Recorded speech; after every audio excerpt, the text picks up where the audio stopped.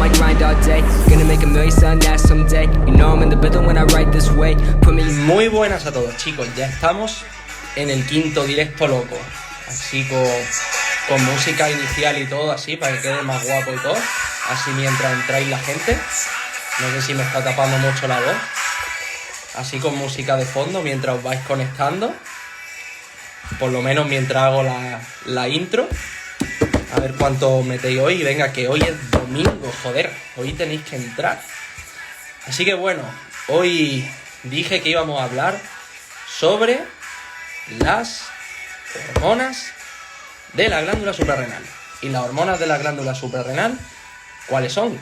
Pues básicamente son el cortisol, la aldosterona, las catecolaminas que se producen dentro de la médula adrenal y otra muy importante y de la que se habla poco, que son los andrógenos. En concreto, lo que os dije antes, la DA, con una H intercalada. No lo confundáis con la DEA esa de la agencia antidroga esa que sale en la serie de Narcos, ¿vale? Estamos hablando de la DEA, de la dehidroepiandostendiona. No sé ni si lo he dicho bien siquiera, pero bueno. Dehidroepiandostendiona, androstendiona, creo que era como se decía. Así que bueno. Hoy vamos a hablar de esas 4 hormonas. Y esas 4 hormonas se producen justo encima de la glándula suprarrenal, ¿vale? Se producen justo encima de esta glándula suprarrenal y es súper importante.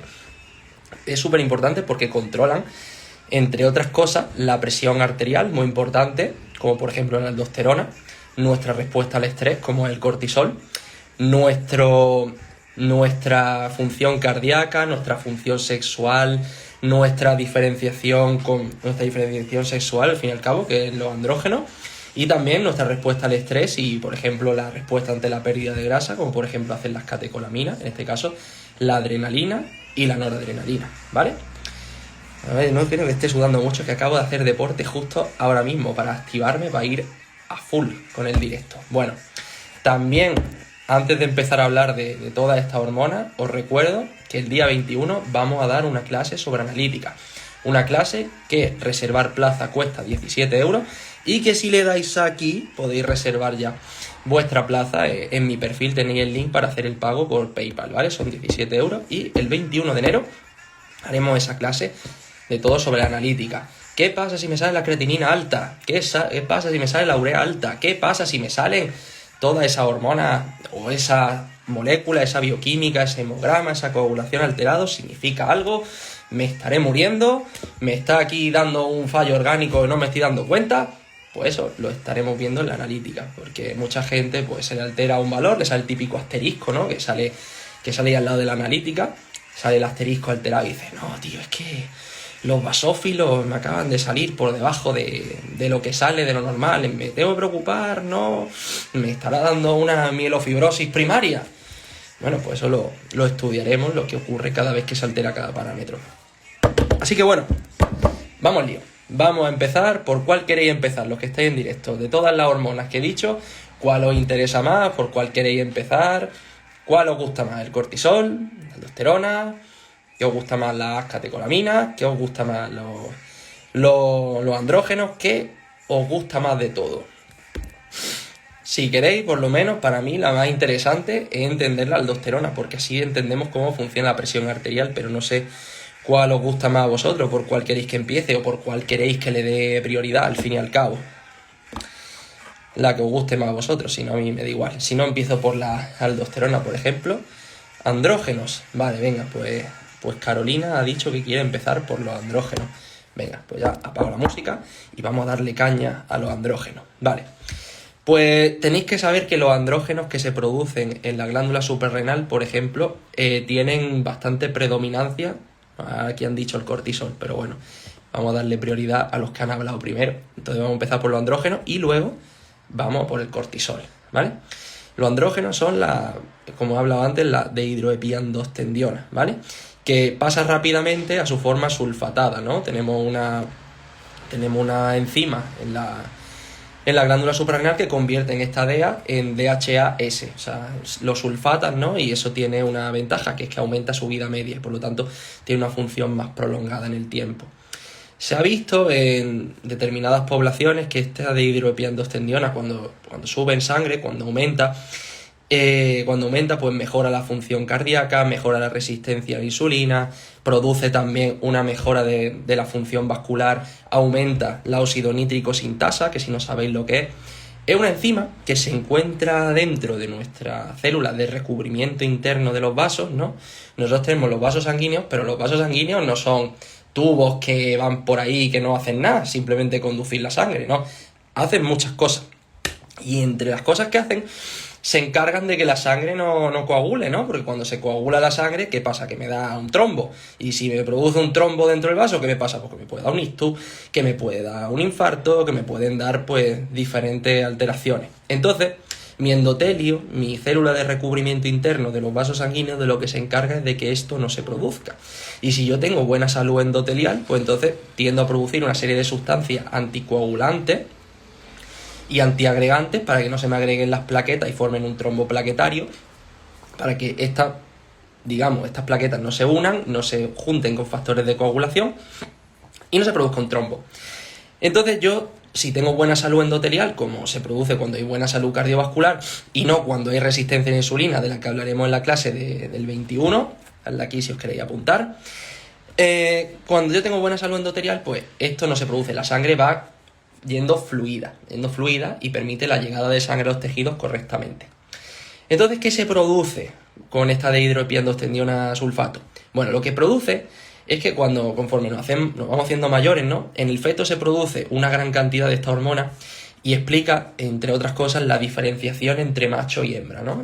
Durante la gestación ya se explica este paso de macho a hembra, ¿no? Gracias a esta hormona que se produce en la glándula suprarrenal. Luego se produce, cuando hay un nacimiento, se produce un descenso de esta hormona y digamos que ya vivimos un poco de las rentas, ¿no? De lo que te hayas virilizado o de lo que no te hayas virilizado durante la gestación. De hecho, hay una patología que se llama hiperplasia suprarrenal congénita, que es que hay un déficit de una serie de enzimas dentro de esa glándula suprarrenal y ¿de por qué se produce en exceso de hormona andrógeno? Claro, eso por ejemplo, si te mira el directo de ayer, pero bueno, si no ahora lo explico, el de ayer no, el de antes de ayer, que hablé del síndrome de ovario poliquístico, es una de las causas más frecuentes de virilización, de androgenización en las mujeres, pero digamos que sí, tiene que ver, pero estos andrógenos en este caso se producen en el ovario por una disfunción del eje gonadal. Hoy estoy hablando de otro eje diferente, que se llama eje hipotálamo hipofisario adrenal. He estado estos 3 últimos días hablando de diferentes ejes. He estado hablando del eje hipotálamo hipofisario gonadal, ¿vale? Eso lo hice en el directo que hice sobre la testosterona, te lo puedes revisar, que lo tengo guardado en mi Instagram. Ayer hablé del eje hipotálamo hipofisario tiroideo y hoy estoy hablando del eje hipotálamo hipofisario adrenal, porque es que la hipófisis, desde el hipotálamo se controlan un montón de glándulas en nuestro cuerpo. Y las suprarrenales son una de ellas, y es una de las que producen andrógenos, ¿vale? Y estos andrógenos son muy importantes, sobre todo en las mujeres tienen una función importante, que es, digamos, la activación del deseo sexual. Es importante sobre todo en las mujeres, porque los varones acaban produciendo también testosterona, también producen esta hormona en las suprarrenales, pero digamos que en las mujeres tiene más predominancia esta forma de producción de andrógenos, porque si bien es verdad que también los producen en los ovarios, pues esta dehidroepiandrostendiona, la DEA, la voy a llamar DEA a partir de ahora porque paso de rayarme con el nombre largo, esta DEA la producen también en las glándulas suprarrenales y constituye una fuente importante de andrógenos en la mujer, y es muy importante que los tengan porque explican también que se lubrique bien la vagina, explica pues diferentes funciones sexuales en la mujer. Entonces, claro, cuando con la edad esta hormona va decayendo, pues en las mujeres la gran parte de los síntomas de la menopausia se explican también porque esta DEA se disminuye junto también con la caída en los estrógenos, con la caída de la progesterona, y se produce un hipogonadismo por fallo primario de la glándula, con aumento de la FSH, con aumento de la LH. Entonces, esta hormona tiene sobre todo función sexual, función cardiovascular. Es lo principal que tenéis que saber de esta hormona sexual, que se produce en la glándula suprarrenal. No está tan bien estudiada como, por ejemplo, la función de la testosterona, que ya expliqué en ese directo, como la función de los estrógenos, como la función de la progesterona. Se discute a día de hoy si, por ejemplo, es útil darla como tratamiento en la menopausia. En algunos casos se puede dar, gracias a ti por tu pregunta. Se puede dar, pero no es un tratamiento totalmente estandarizado como es la terapia hormonal sustitutiva con testosterona y con estrógenos. En el caso del hombre, en el caso de la mujer, pues cuando llegan a edades más avanzadas, cuando esta serie de hormonas sexuales van decayendo. Entonces, bueno, lo que tenemos que saber, el metabolismo de las glándulas suprarrenales es complejo, porque si fijáis una foto en Google, ¿vale? Si ponéis metabolismo dentro de la glándula suprarrenal, os vais a hacer un lío, porque es que hay un montón de flechas que van de un sitio para otro, de un lado para otro. Pero bueno, para eso estoy yo aquí, para intentar resumir un poco y para aportar un poco de claridad a todo este mapa de flechas que vemos muchas veces que nos hacen el lío. Entonces, cuando estaba explicando antes, existe una patología en la infancia, sobre todo se produce pues en las mujeres algunas mujeres cuando nacen, que se llama hiperplasia suprarrenal congénita, y es que existe un déficit de una serie de enzimas, que si no recuerdo mal era la 21 hidroxilasa, que es el déficit más frecuente de una enzima de la glándula suprarrenal, y cuando se produce este déficit, digamos que dejamos de producir cortisol, dejamos de producir aldosterona, y si se deja de producir aldosterona, como después explicaré, se produce un síndrome pierde-sal, que se llama. Síndrome pierde-sal, ¿por qué? Pues porque si no tengo aldosterona, no puedo recaptar bien el sodio, y por lo tanto no regulo bien la presión arterial. No puedo recaptar el sodio, porque la aldosterona, una de sus funciones es recaptar sodio y eliminar potasio, ¿vale? Si no recapto bien sodio, me hipotenso, porque el sodio arrastra agua. Por eso a la gente que tiene problemas cardíacos se les dice, oye, limita el consumo de sal en la dieta. ¿Por qué? Pues porque el sodio arrastra agua, y el sodio, al arrastrar agua, produce un aumento de sangre en los vasos sanguíneos. Si aumenta la sangre en los vasos sanguíneos, sube la volemia, y si sube la volemia, sube la presión arterial. Eso es lo que sucede. Entonces, si yo tengo la aldosterona baja porque no tengo... ¿Cuánto desconocemos nuestro cuerpo? Bueno, es complejo realmente. Estas cosas es difícil explicarlas en un rato. Por eso al final decidí hacer un directo completo sobre la suprarrenal y todas las hormonas que producen. Porque si no, al final uno no se entera en un rato. Y en la clase que daremos el día 21 me meteré en mucha más profundidad, sobre todo explicando la analítica como tal y cómo puedo yo, por ejemplo, enterarme de que tengo un déficit de aldosterona. ¿Cómo puedo sospechar que yo tengo un déficit de aldosterona en la analítica? Así que dadle aquí. Y os podéis inscribir a esa clase y reservar vuestra plaza desde hoy mismo, que se dará el viernes 21 de enero a las 7 de la tarde. Y os espero allí porque vais a puto fliparlo. Así que bueno, estamos diciendo, si yo tengo ese déficit de esa enzima 21 hidroxilasa, no produzco aldosterona, tendré un síndrome pierde-sal que se llama, eliminaré mucha agua porque si se me va el sodio por la orina, eso me arrastra agua, tendré poliuria probablemente, tendré una hipotensión porque me estoy vaciando de agua. Además también tendré una hiperpotasemia porque no puedo eliminar potasio bien. Y una de las causas que producen una elevación de los niveles de aldosterona para que esto no se produzca es la hiperpotasemia. Si yo tengo una hipervolemia o una hiperpotasemia, la aldosterona se dispara. Se dispara pues para bajarme el potasio y para bajarme el volumen intravascular porque lo tengo muy elevado. El volumen dentro de la sangre, el agua, que yo esté encharcado, eso me eleva la aldosterona. Entonces, si yo no puedo producir aldosterona, ¿vale? Entonces digamos que la cascada de reacciones se me desplaza la producción de andrógenos, porque tenéis que saber, y se os tiene que meter en la cabeza, adentro, que todas estas hormonas que se llaman esteroideas dependen de colesterol. Digamos que el colesterol que se produce en el hígado, que por cierto, el jueves hablaremos de colesterol y de triglicéridos. Este colesterol que se produce en el hígado, ¿no? Que es la fábrica, almacén y depurador y detoxificador y almacenador y que transfiere un montón de cosas de un lado para otro del cuerpo. Cortisol hablaremos luego. Este colesterol que se produce ahí en el hígado va a viajar por la sangre unido a una serie de proteínas, ¿vale? La lipoproteína va a pasar, va a llegar por la LDL, va a llegar a la glándula suprarrenal, va a llegar allí y entonces se va a convertir en una molécula, en una sustancia importante que se llama pregnenolona. Y esta pregnenolona, a partir de ahí, se va a ramificar y se va a unir, se va digamos, a tomar diferentes caminos.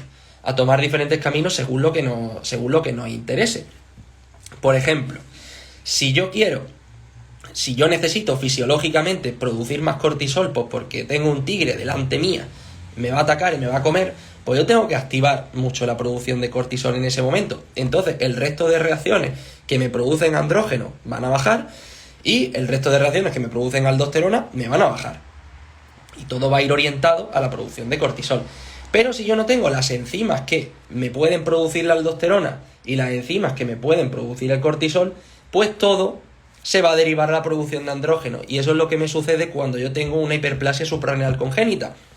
Cuando a mí me falta esa enzima de la que hemos estado hablando, si yo no puedo producir esta molécula, esta hormona, esta aldosterona, este cortisol, todo se me desplaza a la producción de andrógeno. Y si yo produzco muchos más andrógenos de lo que mi cuerpo necesita y encima tengo, digamos, unos cromosomas femeninos, pero tengo este déficit de estas enzimas, lo que produce es virilización en la mujer cuando nace. Esto se llama hiperplasia suprarrenal congénita y es una patología que existe en las mujeres cuando nacen. Hay diferentes grados, ¿no? Está la hiperplasia suprarrenal congénita de forma clásica. Clásica significa pues que nada más nacer ya estás virilizado. Y existe una forma llamada no clásica. No clásica significa pues porque es más leve, se produce más poco a poco, con el paso del tiempo, con la progresión de la vida. Normalmente se puede diagnosticar con 5 o 6 años y suele aparecer pues más con esa edad, ¿no? Entonces, bueno, según por la edad con la que aparezca y el grado de disminución de la producción de las otras hormonas suprarrenales, pues entonces estaremos de una forma clásica o no clásica. Pero bueno, al final la alteración es esa, el déficit de una enzima que hace que se desvaríe la producción hacia otras cosas. Es como si yo imagina que entro por una habitación, ¿no? Yo, por ejemplo, estoy en mi cuarto y yo ahora mismo paso al pasillo y tengo 3 posibilidades. Tengo una puerta por la cual puedo acceder al cuarto de baño, tengo otra puerta por la cual puedo entrar a la cocina y otra puerta por la cual puedo salir a la calle, ¿vale? Si yo tengo esas 3 puertas abiertas, pues yo puedo hacer lo que me apetezca, ¿no? Si necesito ir a comprar fruta, pues saldré a la calle. Si necesito ir al cuarto de baño, voy al cuarto de baño. Si necesito cocinarme una tortilla, me voy a la cocina. Hago lo que necesite, según lo que me pida el cuerpo en ese preciso momento, ¿vale? Pero claro, ¿qué pasa si se me cierran 2 puertas y se me queda abierta una? Pues que por cojones tengo que ir por esa puerta, es que no tengo más remedio. Entonces pasaré por esa puerta, pero ¿qué pasa si estoy todo el rato yendo todo el día? Imagínate que a la cocina. Pues si estoy todo el día yendo a la cocina, pues al final haré 47 tortillas, pero no iré al baño ni una sola vez y no iré a la calle nunca a comprar fruta. Entonces estaré todo el rato haciendo tortillas. Y esto es lo que sucede cuando tengo déficit de hormonas, déficit de enzimas dentro de la glándula suprarrenal. Que estaré todo el rato produciendo mucho de una cosa y poco de la otra. Y todo eso es problemático. Y eso es lo que sucede pues con esta enfermedad que os acabo de comentar, de la que se produce virilización. Bueno, esto es lo que tenemos que saber sobre la producción de andrógenos suprarrenales, ¿vale? Luego, me habíais dicho, no sé si quedará alguna duda sobre esto, si la queréis preguntar, la podéis apuntar. Antes comentó Carolina, si no recuerdo mal, fue Carolina. Antes comentó que por qué se producía una virilización de la mujer normalmente. Bueno, pues esto es una causa de virilización en la mujer. Hemos hablado de esta hiperplasia suprarrenal congénita, pero también hay otras causas, que el síndrome ovar poliquístico, por ejemplo, es la más frecuente. Pero en este caso, lo que tenéis que saber de la diferencia es que en este caso se producen los andrógenos en el ovario, no en la glándula suprarrenal. De hecho, se llama hiperplasia suprarrenal congénita. ¿Por qué? Pues porque se está produciendo todo el rato un estímulo suprarrenal, ¿vale? Por el cual la glándula suprarrenal se hipertrofia, se hace más grande y se hiperplasia, se aumenta el número de células, pues para intentar compensar que no se está produciendo de los demás, ¿vale? Por ese es el problema que está sucediendo. Entonces, bueno, si tenéis alguna duda, pues dejármelo en los comentarios, vamos respondiendo. Luego dijisteis que queríais hablar sobre el cortisol. El cortisol, otra hormona que se produce en la glándula suprarrenal.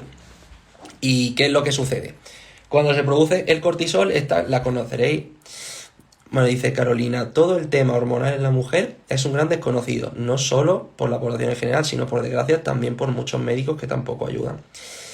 Bueno, no sé cuál habrá sido tu experiencia con los médicos, lo que pasa es que, bueno, hacer que esto se entienda en 10 minutos de consulta en general es difícil, pero bueno, no sé la experiencia que habrás tenido con los médicos, pero bueno, espero que por lo menos esta charla, este directo, te sirva para entenderlo un poco mejor, sobre todo en casos de cuando hay ovario poliquístico cuya primera causa es la resistencia a la insulina. Hay otras causas, pero la más frecuente es la resistencia a la insulina. Lo que hay que hacer es incidir sobre ella. Si te sirve este directo, también te servirá probablemente el de la testosterona, que lo subí ayer, no, antes de ayer. Si buscas en mi perfil todo sobre la testosterona, te puedes ver ese directo también y seguro que te ayuda. Pero bueno, también, bueno, podemos seguir preguntando cosas. Bueno, antes de empezar a hablar sobre el cortisol, que va a ser la siguiente hormona que vamos a ver, que es la hormona del estrés, la hormona que ya os dije, cuando se me pone un tigre por delante es la que me va a disparar.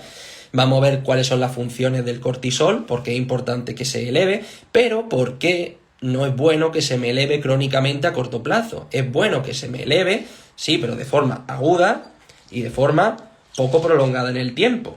O sea, en cuanto desaparece el peligro, el cortisol tiene que bajar.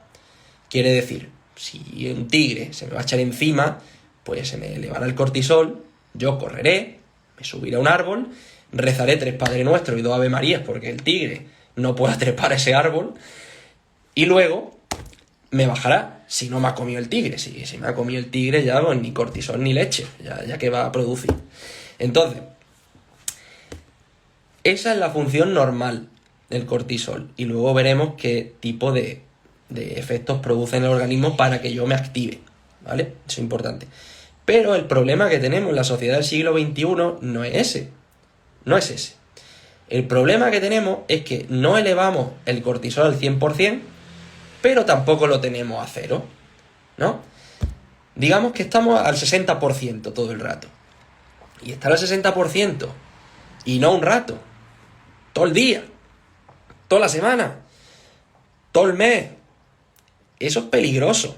Eso es peligroso y es donde ocurren los daños vasculares por el tema que vamos a ver ahora mismo.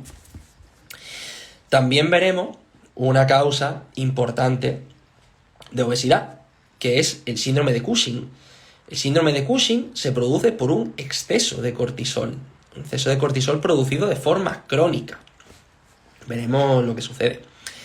Aunque tenéis que saber que la primera causa del síndrome de Cushing es el consumo de corticoides. Consumo de corticoides que se dan, por ejemplo, para frenar muchas enfermedades autoinmunes, por ejemplo. Muchas enfermedades autoinmunes como, por ejemplo, ¿qué te digo yo? Una enfermedad autoinmune que se pueda tratar con corticoides. Generalmente las enfermedades autoinmunes se prefiere no tratarlas con corticoides de forma crónica porque tienen este riesgo de producirlo. De hecho, se prefieren otros inmunosupresores para tratarlas. Por ejemplo, cuando hay un lupus es una enfermedad autoinmune que ataca todo el cuerpo potencialmente, ¿vale? Entonces, como ataca todo el cuerpo,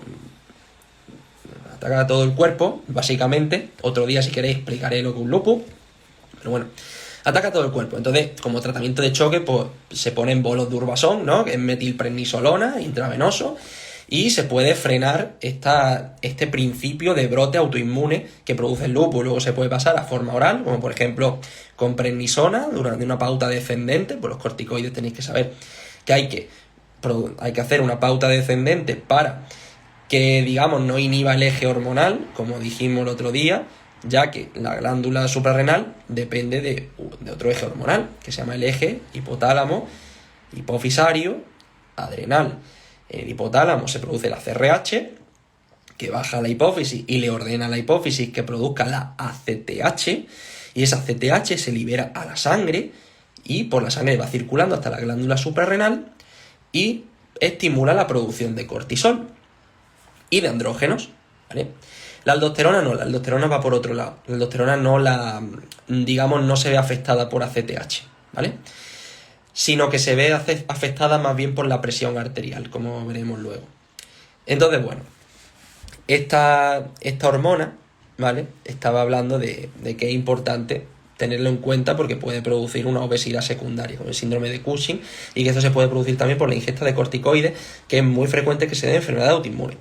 Y bueno, antes de introducir las funciones del cortisol, ya hemos dicho para lo que sirve, os recuerdo que si le dais aquí, podéis reservar vuestra plaza para la clase de interpretación de analíticas que veremos el día 21 de enero a las 7 de la tarde.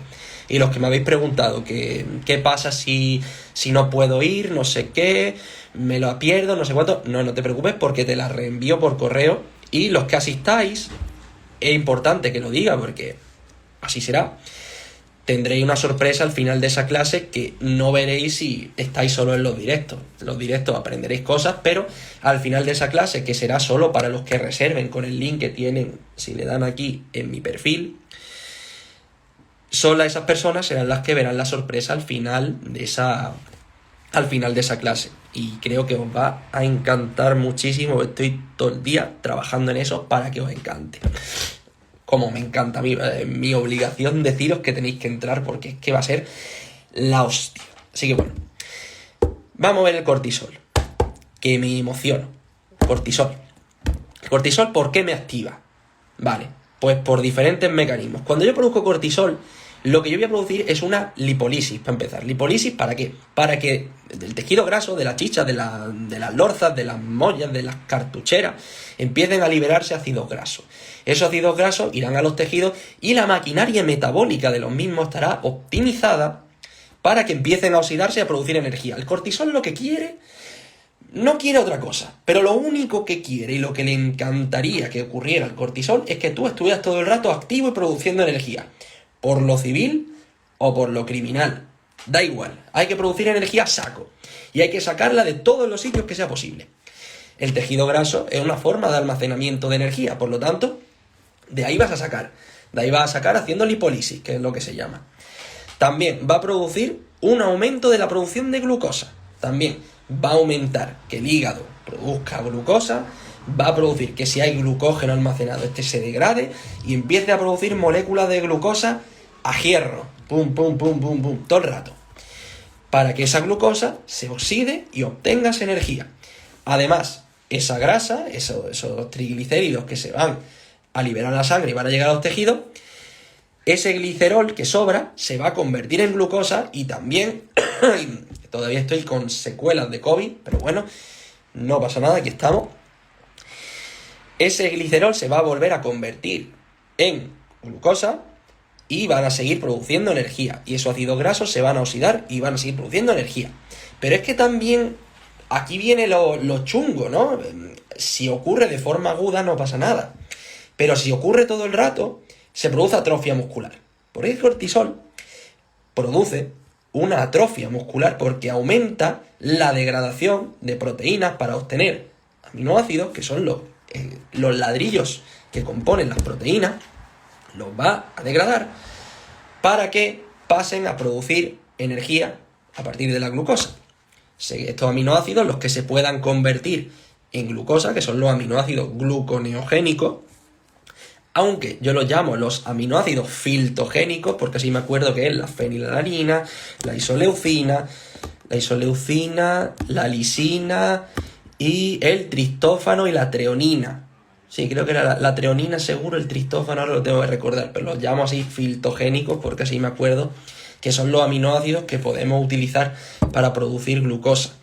Eso se llama gluconeogénesis, es decir, podemos producir glucosa a partir de diferentes sustratos y esos sustratos utilizarlos para producir energía. ¿Y eso cuándo lo hacemos? Pues cuando tenemos una situación de estrés en la cual tenemos que sacar todo el material energético del cuerpo que podamos para poder quemarlo para producir ATP, que es la molécula, la moneda energética del organismo. Siempre se dice, bueno, sí, la glucosa es lo que yo quemo para obtener energía, pero bueno, ¿qué es energía? ¿Puedo medir la energía de algún modo? Pues sí. Ay, de verdad. Sí, tengo aquí la garganta todavía. ¿La puedo medir de algún modo? por la cantidad de ATP.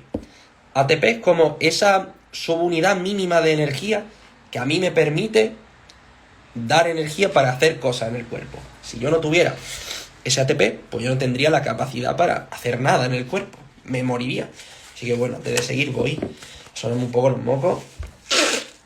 Que es que de verdad, pasar el COVID, no veas. Me ha dejado la nariz hecha unos zorros. Pero bueno, no pasa absolutamente nada. Seguimos contando. El cortisol. Estábamos con él. Entonces, habéis entendido, ¿no? Por qué cuando yo tengo el cortisol alto, entonces pues voy a empezar a producir energía. Empezaré a activarme mucho. Empezaré a sacar energía de donde no la hay. Por eso, si yo veo el tigre, pues yo salgo corriendo, porque tengo una energía rápidamente disponible. Y al tener esa energía rápidamente disponible, pues yo puedo correr. Yo puedo pasar de 0 activación a 10 de activación. Ni 10 litros de cafeína van a igualar lo que yo puedo conseguir con un chutazo de cortisol. Entonces, bueno, eso lo hemos entendido, ¿no? Esto, bueno, a corto plazo tiene ese efecto beneficioso, que es básicamente que no me muera, ¿vale? Pero, ¿qué sucede si yo esto lo tengo crónico todo el rato? Es decir, no lo elevo al 100%, pero lo elevo al 60%. Y no lo freno en un rato.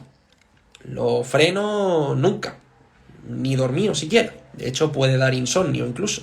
De hecho, puede producir y produce mucha disregulación circadiana. De hecho, puede hacer, básicamente, causar estragos en el metabolismo. Y lo que produce principalmente es una hiperglucemia crónica, ¿no? Hemos visto que todo va a ir destinado a producir cuanta más glucosa mejor. Cuanta más resistencia a la insulina mejor. Más glucosa en sangre mejor. Yo quiero tener ahí mucha glucosa para que el cuerpo la use, como sea, y muy alta. Entonces eso me explica que el estrés crónico me eleve la glucosa, me produzca un daño vascular, porque aumente mucho la glucosa en sangre, pueda producir incluso oxidación de este tipo de las células de los vasos sanguíneos, aumenten la especie reactiva de oxígeno, la inflamación, me inmunodeprima, que es súper importante, altas cantidades de cortisol me inmunodeprimen, me bajan el sistema inmune. Por eso dije antes que las enfermedades autoinmunes se tratan con bolos de corticoides en su inicio. Aunque no es recomendable tratar la enfermedad autoinmune a largo plazo con corticoides, sino que se usan a lo mejor otros fármacos como la hidroxicloroquina en el lupus, o la ciclosporina, o el tacrolimus, el clásico Abagraf, el everolimus, cualquier otra serie de inmunosupresores que existen, se dan para eso, para no tener que sobredosificar de corticoide a la persona, porque luego suceden estas cosas que hemos visto. Hiperglucemia, resistencia a la insulina, diabetes esteroidea, etc. Todo esto puede suceder. Y sí, existe una diabetes por corticoides, se llama diabetes esteroidea, con resistencia a la insulina sobreañadida. Y con síndrome de Cushing que se puede desarrollar, que es lo que se sucede, es la obesidad que sucede, el fenotipo cushingoide, que es como se llama, que es como que se produce una acumulación de grasa aquí, una especie de jiba, obesidad central, estrías rojovinosas, pérdida de masa muscular en los brazos, pérdida de masa muscular en las piernas, digamos que una obesidad fenotipo manzana, ¿no? Esta obesidad que es, sí, de tronco, ¿no? Mucha grasa visceral acumulada. Es decir, que cuando el cortisol está alto en sangre, produce un fenotipo de acumulación de grasa particular, característico. Digamos que produce una acumulación de grasa de forma selectiva ahí, ¿vale? Quizá porque hace que se expresen una serie de receptores más en un sitio que en el otro, pero termina produciendo eso. Cuando doy dosis muy prolongadas de corticoides durante el tiempo. Y por eso, como me inmunodeprime, en un inicio, las enfermedades autoinmunes se tienen que tratar así, porque yo lo que quiero es bajarte esa respuesta inmune para que dejes de atacar a lo que no tienes que atacar, aunque luego te cambie la medicación. Pero en principio lo dejamos así. En principio te trato así, luego ya veremos. Por eso, si yo tengo el cortisol alto mucho más tiempo de la cuenta, mi sistema inmune se deprime y soy más tendente a tener una infección. De hecho, hay mucha probabilidad que un paciente hospitalizado que tenga el cortisol alto y que tenga este fenotipo de Cushing, pues va a tener muchas más probabilidades de adquirir, por ejemplo, una sepsis de origen nosocomial. Nosocomial significa que se adquiere en el hospital, ¿vale? Y cuando una infección se adquiere en el hospital suele ser de peor pronóstico en principio. Hay más resistencia a los antibióticos por la resistencia a la insulina. Hay también una mayor tendencia a infectarse, a que otros virus te puedan infectar también, hongos en algunos casos si el sistema inmune está muy bajo. Según el déficit del sistema inmune, digamos, por ejemplo, el ejemplo paradigmático de todo esto es, por ejemplo, el VIH. El VIH, al final, lo que produce es una disregulación del sistema inmune a la baja. Disminuye los linfocitos TCD4. Y cuando este tipo de linfocitos disminuyen por debajo de un número determinado, empiezan a producirse una serie de infecciones. Primero empiezan por la tuberculosis, luego pasan a... no me acuerdo si era el micoplasma, no, el micoplasma era de lo último, pero se podían producir pues aspergilosis, infecciones por hongos de todo tipo, y se pueden llegar pues a grados de infecciones muy, muy potentes. Pero bueno, esto no suele suceder tanto en el síndrome de Cushing, sino que sucede con bajadas muy fuertes de los linfocitos por este cortisol. Bueno, en ese caso no es por cortisol, en ese caso es porque el virus está infectando a las células. En este caso estamos hablando del cortisol, y cuando el cortisol está muy alto disminuye la función del sistema inmune, es lo que tenéis que saber. Y entonces, claro, podéis imaginar todo lo que sucede si yo tengo el cortisol muy alto durante mucho tiempo. También se me altera la prolactina me aumenta, la testosterona me disminuye, se produce un hipogonadismo, el cortisol alto pues también me impacta la función del eje hormonal y lo que he comentado, me altera la función del tiroides, que hicimos ayer un directo hablando del tiroides. Pero bueno, es lo que tenéis que saber al fin y al cabo. El cortisol, no sé si os queda alguna duda sobre ello. Al final, este síndrome de Cushing, por ejemplo, su causa más frecuente hemos hablado que es el tratamiento con corticoides. Pero este tratamiento con corticoides, la segunda causa de síndrome de Cushing es tener, por ejemplo, un adenoma hipofisario. Si dijimos antes que la ACTH era la hormona que se producía en la hipófisis, que iba a llegar a las glándulas suprarrenales y le iba a dar la orden de producir cortisol. Si yo tengo un adenoma en la hipófisis, es decir, como una especie de tumorcillo que me está produciendo ACTH, un tumor benigno que me está produciendo más ACTH de la cuenta, yo estoy estimulando más de la cuenta la glándula suprarrenal, y esta está produciendo todo el rato más corticoides, más glucocorticoides de la cuenta. También cuando yo produzco más glucocorticoides de la cuenta, eso tiene una función sobre la función renal. ¿Por qué? Porque también, luego hablaremos de la aldosterona y lo entenderéis mejor, tiene una función mineralocorticoide. Mineralocorticoide significa, por así decirlo, retención de minerales. Sodio, principalmente, lo que os dije antes. Retención de sodio y por lo tanto retención de agua. Si yo retengo más agua, me aumenta la presión arterial. Retengo líquidos, como se suele decir. Pero muchas veces se dice, no, yo es que retengo líquidos. No retienes líquidos, porque tú no tienes el cortisol por las nubes ni tienes la aldosterona por las nubes, en principio. No es que retengas líquidos, simplemente, pues eso. Estás pasado de peso, pero por otras causas que no es que yo retengo líquidos, ¿vale? Para decir que retengo líquidos tienes que tener una alteración hormonal palpable que así lo demuestre.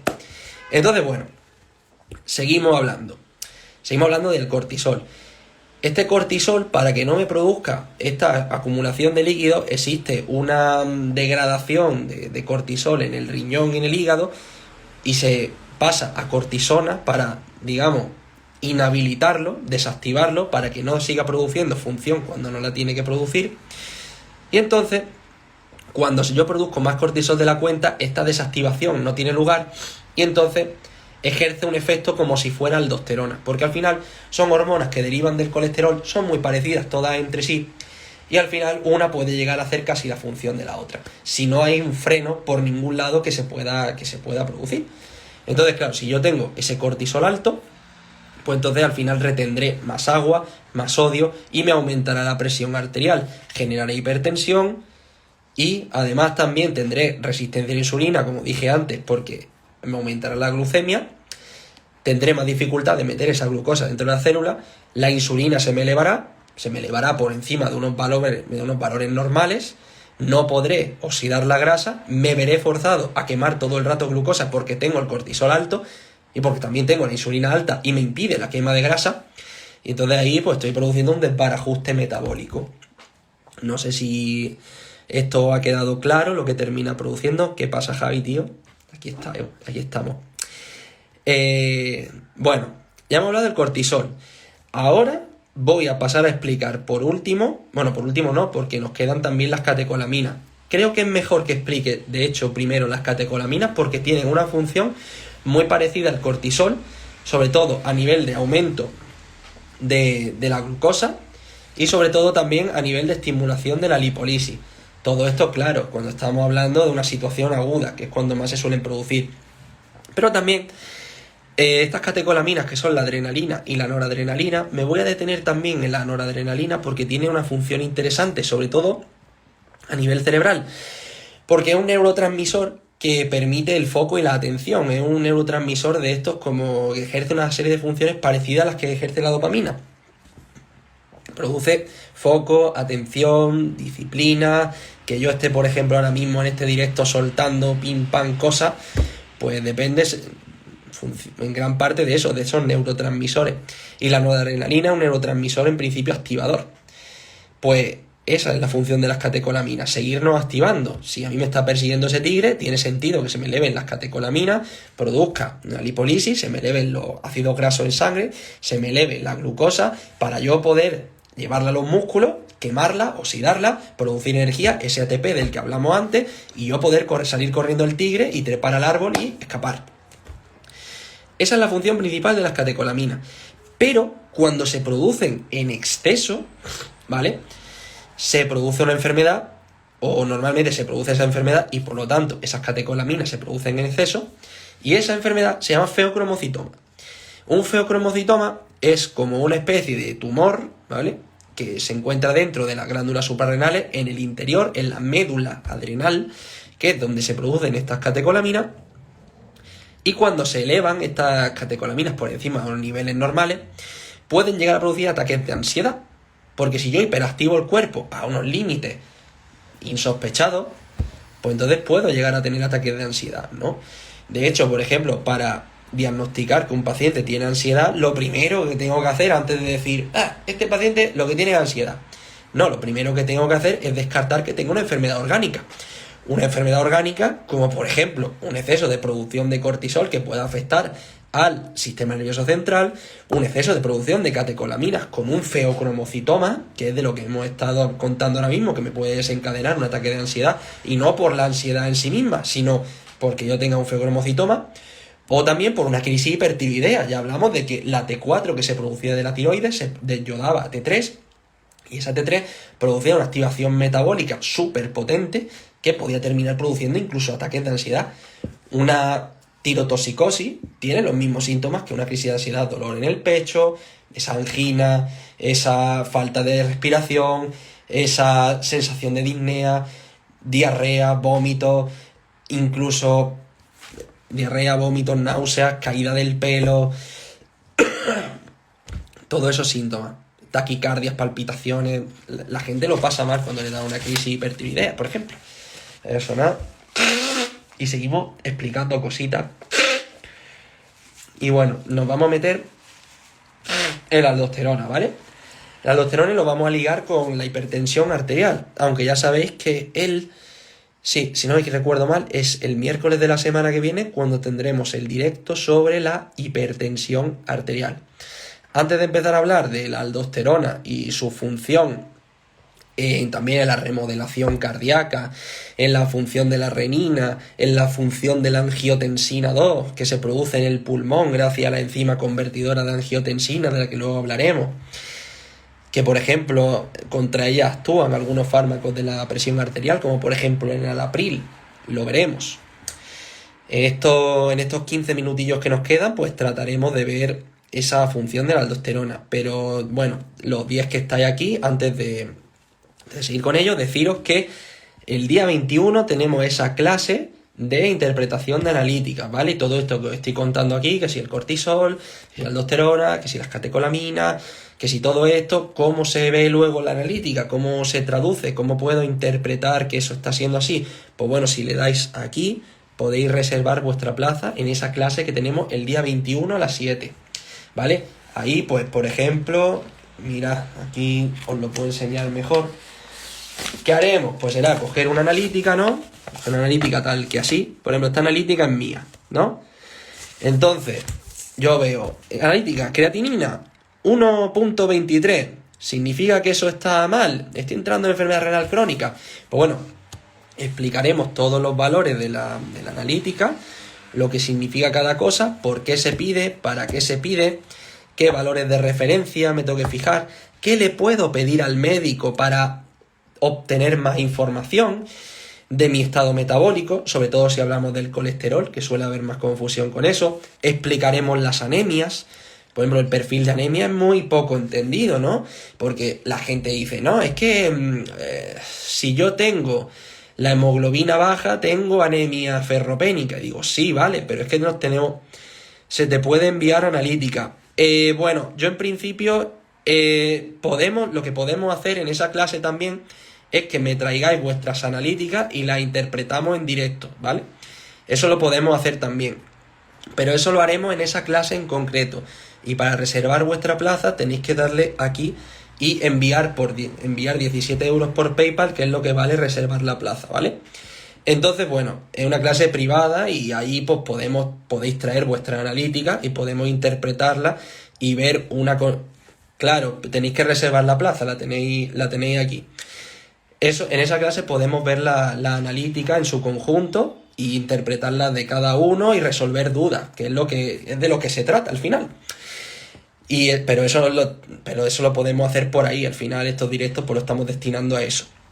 Entonces, bueno, pues veremos ahí lo que podemos pedir, lo que no podemos pedir, lo que nos tenemos que fijar y en lo que no nos tenemos que fijar. Y al final aprenderemos a ver una analítica lo que significa. Y lo que dije antes de la hemoglobina, la gente dice, no, es que yo tengo una anemia de 11, pero es que yo ya no sé lo que significa la ferritina, no sé lo que significa el índice de saturación de la transferrina, no sé lo que significa, por ejemplo, ¿qué te digo yo? El volumen corpuscular medio, porque por el volumen corpuscular medio nos da muchísimos datos, sobre todo si está por debajo de 80, eso nos indica que tenemos una anemia ferropénica, por ejemplo. Eso la gente no lo conoce. ¿Por qué? Pues porque no conoce que cuando los eritrocitos van madurando desde la médula ósea, que es donde se producen, si yo no tengo hierro, si yo tengo una anemia ferropénica, eso lo que produce al final es que yo no madure los hematíes, no madure los glóbulos rojos y estos se hacen más pequeñitos de la cuenta. Pero bueno, para explicar eso, lo tenemos que ver en esa clase del día 21, que la tenéis aquí. Tenéis que darle aquí, donde pone de Medifitness. La clase va a durar 2 horas, pero puede durar más, porque al final depende de las dudas que tengáis. Esa clase empezará a las 7 de la tarde el día 21, ¿vale? Empieza a las 7 de la tarde del día 21. Y yo en principio daré el contenido, ¿no? Explicaré toda la analítica. Y al final resolveremos dudas sobre vuestra analítica en específico o de algún valor en su conjunto. Y estaremos por el tiempo que sea necesario. Y los que no puedan venir, pues se le envía la repetición sin ningún tipo de problema. Pero bueno, tenéis que reservar vuestra plaza porque si no, no podréis asistir. Tenéis que reservarla por 17 euros, lo tenéis en mi perfil. Y bueno, lo que iba diciendo, que tenemos que ver pues eso, cómo interpretar si yo tengo anemia, si no la tengo, qué me tengo que tomar para corregirla, porque por ejemplo hay gente que tiene una anemia ferropénica, ¿vale? Empieza su tratamiento con hierro, bien hecho, se tiene que tratar con hierro y corregir sus valores de hierro, que no los tiene bien, y le dice, vale, ya me ha vuelto a salir la hemoglobina bien, ya dejo de tomar hierro. Error, no se debe dejar de tomar el hierro en este caso, hasta que no se normalice, por ejemplo, la ferritina, que es el valor que a mí me indica que está bien corregida esa anemia. Pero si no conocemos eso, porque no sabemos la función de la ferritina, vale. En la clase se hace el día... Hola, Nesha. Lo que no sé es como tu nombre, si lo puedes poner así te llamo por tu nombre. La clase se hace el día 21 de enero a las 7, ¿vale? Se hace el día 21 de enero a las 7. Y bueno, trataremos el tema de la analítica, lo que estaba explicando. Si no podéis asistir, pues Vanessa, pues se os envía por vuestro correo, pero tenéis que reservar vuestra plaza aquí. Y bueno, pues veremos todos esos factores. También veremos pues también la analítica de hormonas, que por ejemplo es una que solicitamos mucho los endocrinos. Veremos el perfil tiroideo, lo que significa, qué pasa si se me eleva la TSH, qué pasa si se me eleva la T3, qué pasa si se me eleva la T4, qué pasa si me eleva los anticuerpos antiperoxidasa tiroidea, los antitiroglobulina. Por ejemplo, en el caso de si, por ejemplo, hay una analítica de un cáncer de tiroides, ¿por qué a mí me interesa suprimir la TSH si voy a dar un tratamiento con radioyodo? Eso lo vamos a entender en esa clase, ¿vale? Por eso digo que os va a encantar, porque creo que va a ser una clase súper completa y que además pues la vamos a ligar con la resistencia a la insulina. Por ejemplo, yo tengo una analítica normal. Por ejemplo, digo, en el caso de mi analítica, tengo una glucosa en ayuna de 75. ¿Tengo resistencia a la insulina o no? Pues no la tengo, porque estoy por debajo de los parámetros normales. De hecho, en mi hospital en el que trabajo yo, el valor de referencia, que también lo veremos, está entre 74 y 106. Bueno, está entre 74 y 106, aunque a día de hoy la Asociación Americana de la Diabetes, la ADA, dice que tiene que estar por debajo de 100, aunque en mi hospital lo ponen por 106. ¿Eso qué quiere decir? Que según cada laboratorio tiene un rango de referencia diferente. Por ejemplo, si tú te haces una analítica en tu hospital de referencia, esta será diferente que la que te puedas hacer en mi hospital, o puede ser diferente que la que te haga en el hospital de Francia, o la que te haga en el hospital de La Coruña, o la que te haga en el hospital de Valencia. Es diferente. Entonces, bueno, todas esas cosas hay que entenderlas porque luego causan mucha confusión, ¿vale?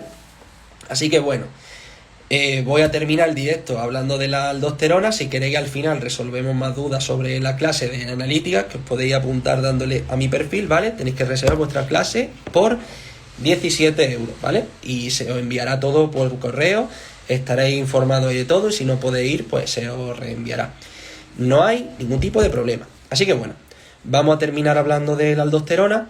Y la aldosterona también es una hormona que se produce en la glándula suprarrenal, ¿vale? En la glándula suprarrenal tenemos también esta producción de aldosterona, pero dije antes, esta aldosterona no depende de ACTH. De ACTH depende el cortisol, depende el cortisol y los andrógenos, ¿vale? La aldosterona depende de la presión arterial. ¿Y qué sucede? La aldosterona lo que quiere al final es salvarte el pellejo, quiere salvarte la vida. Y entonces, ¿cómo te salva la vida la aldosterona? La aldosterona te salva la vida aumentándote el volumen intravascular, aumentándote la presión arterial. Imagínate que ahora te dan 3 navajazos en la calle en la barriga y te estás desangrando. Lo que quiere tu cuerpo en ese momento es, primero, una descarga de catecolaminas. ¿Para qué? Pues para producir vasoconstricción, que no lo he dicho antes, pero también una causa posible de hipertensión, cuya clase veremos el miércoles, es el feocromocitoma, el aumento de las catecolaminas. Por eso es importante también descartar esta causa en casos de hipertensión. Casos de hipertensión que no se controla con fármacos normales o, por ejemplo, con pérdida de peso, porque estemos sospechando que la persona tenga una resistencia a la insulina. ¿Vale? Entonces, bueno, estamos hablando. Imagínate que te ocurre eso, que te pegan 3 navajazos por la calle y que te estás desangrando. Pues lo que quiere tu cuerpo es, primero, producir esa descarga catecolaminérgica para que tus vasos hagan ¡pum!, se cierren y no te desangres. Eso por un lado. Luego el cortisol para que tu cuerpo empiece a consumir glucosa a tope para que no se te mueran los tejidos. Y luego la aldosterona lo que va a intentar producir por todos los medios es producir una vasoconstricción de las arterias renales para que tú, digamos, elimines poca agua por los riñones. Va a intentar que tus riñones filtren poco, porque si tus riñones filtran mucho, vas a orinar mucho y vas a perder más líquido. Y en ese momento tú no quieres perder líquido, quieres todo lo contrario, retenerlo, porque estás en una situación de urgencia vital. Y si estás en una situación de urgencia vital, Pues entonces tú necesitas algo que te haga con las arterias renales ¡pum! Cerradas. Por aquí no pasa ni Cristo. Fuera. Para retener más volumen sanguíneo. Entonces, en este caso, se te eleva la aldosterona. Pero, ¿por qué se te eleva la aldosterona? Pues tenemos que entender lo que se conoce como sistema renina, angiotensina, aldosterona. Vale, ya he dicho una palabrota súper fuerte, vale, ya me podéis banear. Vale, este sistema existe, se llama sistema renina, angiotensina, aldosterona. Es así, me gustaría que se llamara de otra manera, me gustaría ponerle otro nombre, me gustaría que se llamara, yo qué sé, el sistema del kiwi y la piña, pero no se llama el sistema del kiwi y la piña, se llama el sistema de renina, angiotensina, aldosterona. No tengo más nombres para eso. Así que bueno, lo aceptamos tal y como es y fuera. Entonces, ¿qué pasa? Cuando yo he dicho, y esto lo tenéis que entender, porque esto es difícil de entender y por eso me estoy deteniendo en ello. Si yo cierro ese vaso sanguíneo, ¿vale? Está cerrado. Entonces imagínate que mi cabeza es el riñón y esto es el vaso sanguíneo. Ahora mismo, si yo abro, ¿vale? Imagínate, estoy así, abriendo. A mí me está llegando sangre. Pero si hago así, deja de llegarme sangre. Entonces, si me deja de llegar sangre, entonces mi cabeza, que es el riñón, dice, oye tío, ¿por qué no te está llegando sangre? Y entonces mi riñón dice, vale, no me está llegando sangre porque la estoy perdiendo por algún lado. Voy a ayudar al cuerpo a que no pierda agua. Y entonces mi riñón, adivina qué, produce una hormona que te va a quedar muy fácil con ella porque el riñón se llama riñón, por lo tanto produce la renina, ¿vale? Riñón, renina, la hija del riñón, la renina, es lo mismo, ¿no? Renina. Pues esta renina se produce. ¿Se produce para qué? Pues para, digamos, mandarle una señal a una enzima que se llama enzima convertidora de angiotensina, ¿vale? Yo sé que estos nombres son muy, muy raros, son espeluznantes, son difíciles y seguramente se olviden nada más que termine el directo. Pero bueno, lo podéis repasar todas las veces que queráis, que esto se quedará guardado, no hay ningún problema. Entonces, bueno, esta enzima cuando se activa me produce la angiotensina 2. Tiene tela, ¿sabes? Vamos a pasar renina, angiotensina. Angiotensina no tiene nada que ver con renina, pero bueno, ya sabéis que yo tengo ya alta la angiotensina. Uf, de verdad. Voy a sonar un poco antes de seguir porque, aunque me guste mucho el tema, pero bueno, tengo también que ya cuando llevo un rato hablando, la garganta me pica un poco. Pero bueno, no pasa nada. Vamos a seguir explicando. Yo quiero que esto quede entendido de putísima madre. Vale. Cuando yo tengo esta angiotensina 2 elevada, esta angiotensina me va a circular por la sangre y va a llegar al riñón. Y entonces, ¿qué es lo que va a hacer? Va a intentar que el riñón no se me muera. No se me muera, ¿por qué? Me dijiste, Víctor, ¿no me dijiste antes que el riñón quería retener el agua todo lo posible en el cuerpo porque estaba desangrando?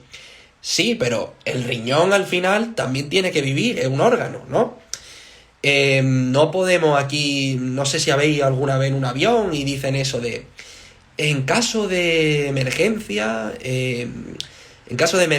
si te tienes que ayudar a alguien, no te olvides ponerte la mascarilla tú a ti el primero. Pues con esto es lo mismo. De poco me serviría que yo quisiera salvar el mundo, salvar mi organismo, si no soy capaz de sobrevivir yo, ¿no? Si yo no soy capaz de sobrevivir, si tengo el riñón tocado, pues al final me voy a acabar muriendo igual porque me van a fallar los riñones. Entonces, eso es lo que quiere la angiotensina 2. Quiere medio salvarme un poco el riñón. Es decir, la angiotensina lo que va a producir es que el riñón tiene dos vasos, ¿no? Uno porque le entra la sangre y el otro por la que le sale la sangre. Pues lo que va a hacer es que me va a cerrar el que le sale la sangre y va a permitir que al riñón le siga llegando sangre. Es decir, que aunque haya cierta poca vascularización en el riñón, porque yo esté perdiendo sangre, eso va a permitir ese pequeñito flujo de sangre, lo que me va a permitir es que el riñón no se me muera. ¿Vale? Así, intento orinar poco, ¿vale? Porque estoy filtrando poca sangre, pero no sea cero. Porque si es cero, el riñón se me acaba yendo a tomar por culo, y cuando el riñón se me va a tomar por culo y no filtra nada, pues entonces cuando ya vienen los problemas, me falla el riñón y por lo tanto me puedo morir. De hecho, una persona que está en fase agónica terminal de muerte, cuando ya dicen no orina nada, es que el final está cerca. Porque eso sucede. En los estados, por ejemplo, sépticos, ocurre eso, una sepsis, ocurre eso, una insuficiencia cardíaca de origen terminal, también ocurre. Dejamos de orinar y por lo tanto acabamos muriendo por hipoperfusión renal, el riñón termina fallando, ¿vale? Entonces lo que yo quiero con eso es, por un lado, filtrar poco, y por otro lado, que el riñón no se me termine muriendo, para mantener un cierto equilibrio. Y luego, por último, ya entra el papel de la aldosterona. Dijimos renina, angiotensina, aldosterona. ¿Ok? Lo hemos entendido, ¿no? Entonces, bueno, cuando esto se produce y llegamos al paso final, que es la aldosterona, que adivina quién la activa, la que la activa es la angiotensina 2, ¿vale? Cuando llegamos a este paso final y ya tengo la aldosterona elevada, lo que se va a producir es esta recaptación de sodio de la que hablé. Imagínate que yo tengo esta arteria que está tapada, la que yo dije antes, y esta que está un poquitito más abierta. Y mi cabeza es el riñón, ¿vale? Pues este riñón lo que va a intentar hacer es reabsorber dentro de los túbulos renales. Imagínate que por aquí, dentro de mi cabeza, hay como un parque de atracciones, ¿no? Que es como si hubiera por aquí un tobogán que hace y que llega hasta aquí y luego por aquí sale la orina. Pues lo que va a intentar es como abrir una serie de conductos dentro de ese tobogán que pasa por aquí para que el agua se filtre otra vez de vuelta para adentro y se escape lo menos posible por la orina. ¿Por qué? Pues porque me estoy desangrando, o porque estoy perdiendo agua por otro líquido, o porque llevo 5 días sin beber, o porque vete tú a saber por qué puedo estar yo desangrándome o sin haber bebido, o por cualquier otra cosa que me falte volumen de sanguíneo en los vasos. Hasta ahí guay, entendido, ¿no? Si hay cualquier cosa, ponedmelo en los comentarios, porfa, que es que quiero saber que os estáis enterando bien de lo que va la vaina. Yo sé que este tema es complejo, pero bueno, espero estar explicándolo lo mejor posible. Entonces la aldosterona, al recaptar ese sodio, lo que permite es que se introduzca cada vez más agua dentro, agua de vuelta para el cuerpo, para no perder más agua de la cuenta. Entonces eso es lo que intento producir todo el rato. Recaptar agua, recaptar sodio, intentar incrementar la presión arterial como sea. En la clase de la hipertensión que veremos el miércoles que viene en directo, veremos que cuando se altera este sistema renina-angiotensina-aldosterona de forma crónica, se me puede producir una hipertensión arterial, ¿vale? Sí que es verdad que el sistema renina-angiotensina-aldosterona pues está preparado para que ocurra en un rato, un breve periodo de tiempo que a mí me salve la vida, que a mí me permita no orinar más de la cuenta, retener agua si lo necesito. Si llevo a lo mejor en todo el día no he sido capaz de beber agua, pues porque no he tenido acceso a recursos para poder beber agua, pues yo orinaré poco ese día y todo lo que orine pues estará muy concentrado. No ha pasado el día que estáis orinando, que bebéis mucho y orináis prácticamente, que eso es clarísimo, como el agua. Prácticamente estoy orinando agua, lo que me he bebido lo orino. Pues eso es porque tu sistema renina-angiotensina-aldosterona está desactivado. No necesitas retener agua. Al revés, tienes que eliminarla. La hormona antidiurética te bajará porque ocurre todo lo contrario. Tú lo que quieres es eliminar agua. Entonces la aldosterona baja, la renina baja, y cuando bajan estas hormonas, pues se te permite orinar. Se te permite orinar más cantidad de agua. Y al orinar más cantidad de agua, pues entonces pues te vacías de volumen y eso permite un equilibrio de tu presión arterial. Esto se ha entendido, ¿no? Entonces, bueno, ¿pero qué ocurre el día que no puedo acceder a agua? Pues el día que no accedo a agua, pues orino más amarillo que yo que sé, que los Simpsons, ¿vale? ¿Por qué? Pues porque no estoy incrementando suficiente el agua que yo bebo, entonces mi organismo lo que quiere es recaptar la mayor cantidad posible. Y como aumenta mucho el sedimento, pues por eso se ve amarilla. Es decir, esa es la explicación de que porque si bebo mucho me sale la orina clara y porque si bebo poco, pues me sale la orina muy oscura, ¿vale? También hay otras alteraciones de la orina, por ejemplo, que salga con sangre, que eso se llama hematuria, que salga color Coca-Cola, que eso se llama coluria. Pero bueno, eso lo veremos en la clase de interpretación de analíticas, ¿vale? Porque también veremos las analíticas de orina. ¿Cómo yo puedo saber si tengo una infección de orina en una analítica? ¿Qué significa si tengo proteinuria? Es decir, proteína en la orina. ¿Qué significa si tengo los nitritos altos? ¿Qué significa si tengo bacteriuria? ¿Qué significa si tengo hematíes, si tengo piuria, si tengo leucocitos en la orina? Eso lo vamos a ver en la clase del día 21 de enero a las 7 de la tarde. Y los que queráis apuntaros, tenéis que reservar vuestra plaza aquí. Tenéis que darle aquí arriba, enviáis 17 euros por PayPal a mi cuenta y ahí reserváis vuestra plaza para esa clase, en la que vamos a ver una analítica tal que así, ¿vale? Esto es que dibujé el otro día para otra clase que di, pero vamos a ver una analítica, vamos a ver los valores que tiene la analítica, los que son normales, los que no son normales. ¿Qué me pasa si me sale, yo qué sé, las transaminasas altas? ¿Me tengo que preocupar? No me tengo que preocupar. Si soy deportista, ¿esto tiene alguna relevancia en mí? ¿No la tiene? Pues bueno, lo veremos en esa clase. Veremos las diferentes alteraciones que te pueden causar un desbalanceo de algunos de los marcadores de la analítica, ¿vale? Entenderemos el perfil de anemia, entenderemos la analítica de orina y también podéis traer vuestras propias analíticas para que las analicemos en directo, que esa es la gracia de todo esto. Y eso, o sea, para que eso pueda producirse, tenéis que darle aquí, ¿vale? Donde pone de Medifitness, ahí, pum, pum, dale ahí. Y eso te llevará a mi perfil. Y en mi perfil le das a los de la clase de 17 euros, envía ahí 17 euros y reservas tu plaza, ¿vale? Y esa clase pues la daremos el día 21 a las 7 de la tarde. No pasa nada si no puedes ir porque te envío por correo la repetición. Y los que asistáis pues tendréis una sorpresa que no tendrán los que no asistan. Esa es la ventaja de asistir. Todos son ventajas. Entonces bueno, ya hemos hablado hoy en este directo de la suprarrenal. ¿Se os ha quedado alguna duda o algo que queráis preguntar? ¿O algo que haya quedado en el tintero? ¿Qué queréis decir? Decídmelo en los comentarios, ¿vale? Si queréis que profundice en algo más, si queréis que algo haya quedado en el tintero, si queréis que profundicemos en algo, si os ha quedado alguna duda sobre algo. A ver, contarme un poquito. Si tenéis alguna duda sobre la clase, si queréis asistir pero no podéis ir, no sé qué pasa. Eso ya muchos me lo habéis preguntado, pero bueno. Dice el consumo, dice Mauro, ¿el consumo de café genera alguna alteración o daño? ¿Con respecto a la suprarrenal o en general, dice Mauro? ¿Con respecto a qué te refieres? Es que no sé si te refieres a la suprarrenal en general o si te refieres al café en su forma general. O sea, si yo bebo café es malo, no es malo, o te refieres a alguna hormona suprarrenal en concreto. Al tema de hoy. No, en principio, a ver, es verdad que el café eleva las categorías.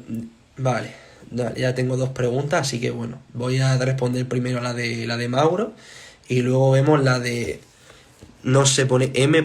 Rojas, pero te llamas María, Marina. Escríbeme tu nombre, porfa, así te puedo hablar luego por tu nombre, me gusta bastante más. Bueno, vamos a responder la pregunta de Mauro. En principio el café no genera alteraciones como tal, es algo preocupante, pero sí que es verdad, Marcela, vale, Marcela, perfecto. El café lo que va a producir, por ejemplo, cuando nosotros bebemos café es una elevación de las catecolaminas. De hecho, esa es una de las explicaciones por las cuales el café puede favorecer la pérdida de grasa, porque me eleva las catecolaminas. Esas catecolaminas actúan sobre los receptores del tejido graso, incrementan la lipólisis y si estoy en déficit calórico, eso puede hacer que yo pierda grasa. Me puede, digamos, estimular la pérdida de grasa. Alteraciones como tal, bueno, pues si estás en un periodo de estrés, pues te va a exacerbar todavía más el estrés al final.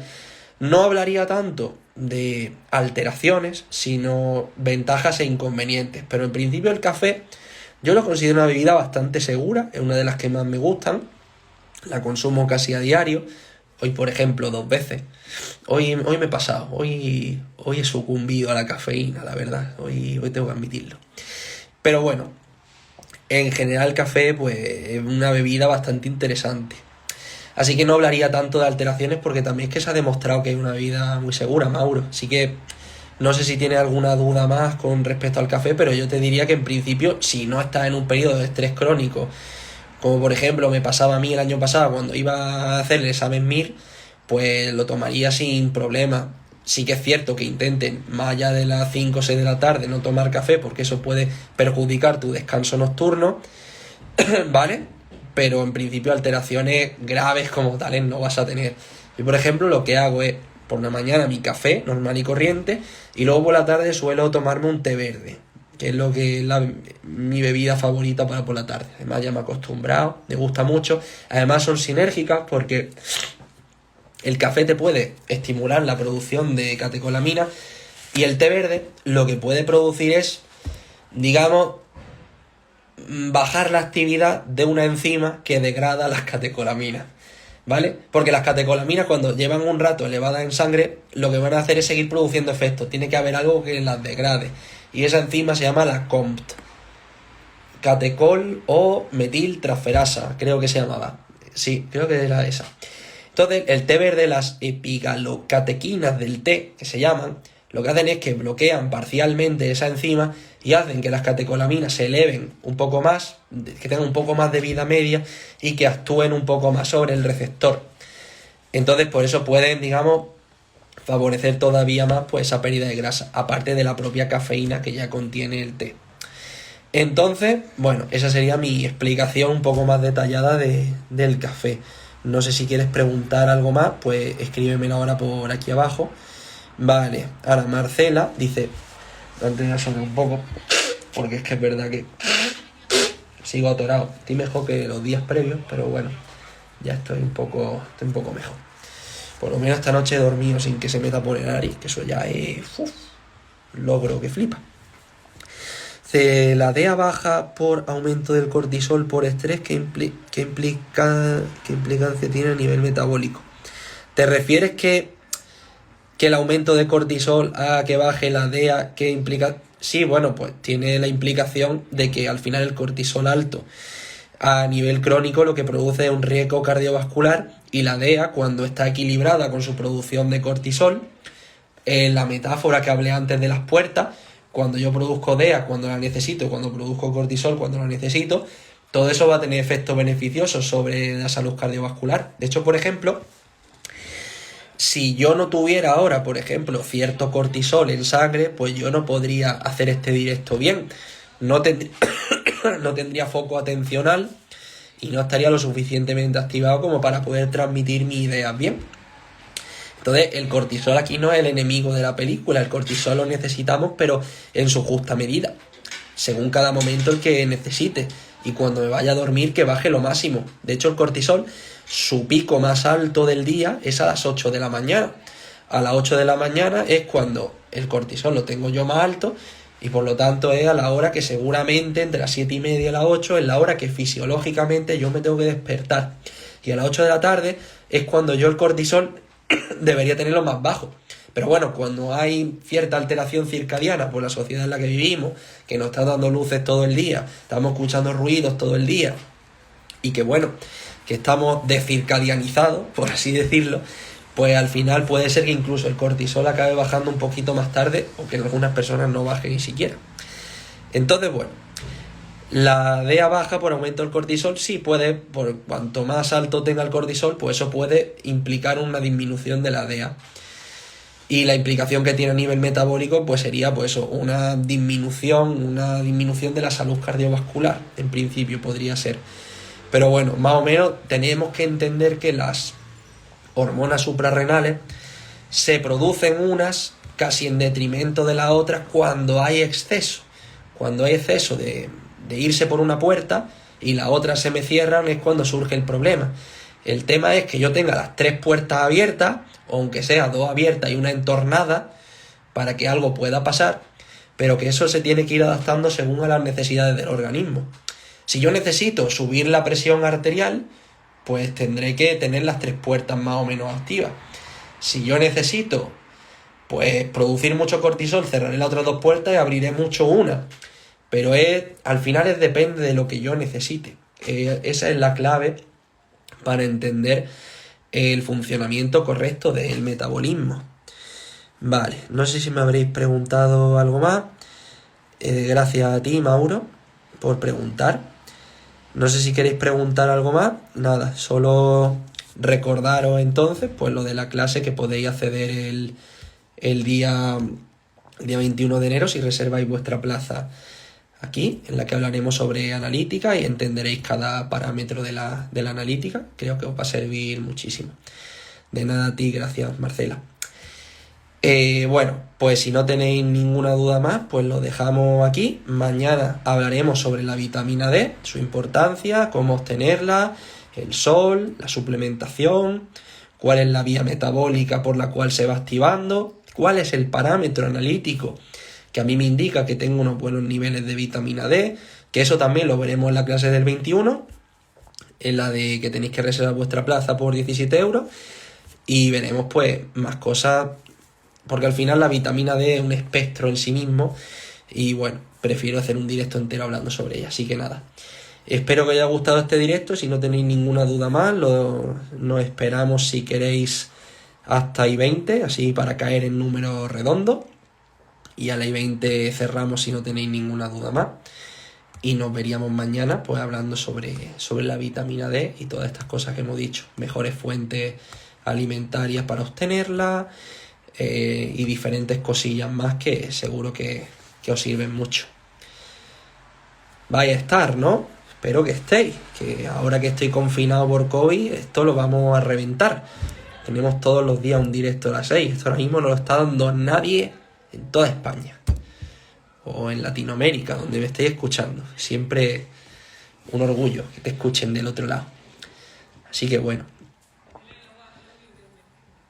Por supuesto. Gracias, Mauro. Mauro, por ejemplo, ya viene a la clase. Y Claudia también está por aquí. Claudia, a ti te espero que vengas, porque tú ya llevas viniendo muchos directos. Yo creo que a ti te va a gustar mucho. Así que bueno, no sé quiénes estaréis más aquí, pero espero que todos los que estéis aquí vengáis, porque se va a liar mucho y vais a tener todo una sorpresa, todos los que vengáis. Algo aprendo, sí. Hombre, a veces es complicado entenderlo todo de un tirón, pero bueno, con la sorpresa que voy a anunciar en esa clase, os va a encantar, ya veréis. Así que bueno, y cualquier duda o cosa que tengáis, habladme por mensaje directo, ¿vale? Así que bueno, ya son casi 20, así que lo vamos a dejar aquí. Nos vemos mañana a las 6, os espero a todos. Así que hasta luego. Besazo, tengáis buena noche.